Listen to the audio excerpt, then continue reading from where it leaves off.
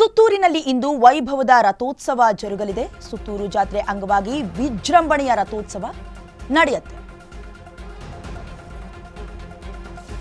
ಸುತ್ತೂರು ಜಾತ್ರೆಯ ಅಂಗವಾಗಿ ವಿಜೃಂಭಣೆಯ ರಥೋತ್ಸವ ಜರುಗಲಿದೆ. ಇವತ್ತು ಶ್ರೀ ಮುಪ್ಪಿನ ಬಸವಲಿಂಗ ಸ್ವಾಮೀಜಿ ರವಿಶಂಕರ್ ಗುರೂಜಿಯ ಸಾನ್ನಿಧ್ಯದಲ್ಲಿ ರಥೋತ್ಸವ ನಡೆಯುತ್ತೆ.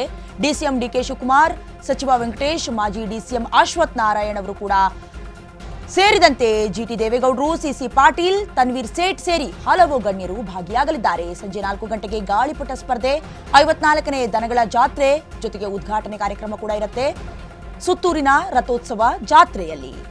ಇನ್ನು ಪ್ರಮುಖವಾಗಿ ಅನೇಕ ಗಣ್ಯರು ಹಾಗೆ ಜನರು ಕೂಡ ಸೇರುವಂತಹ ನಿರೀಕ್ಷೆಗಳಿದೆ.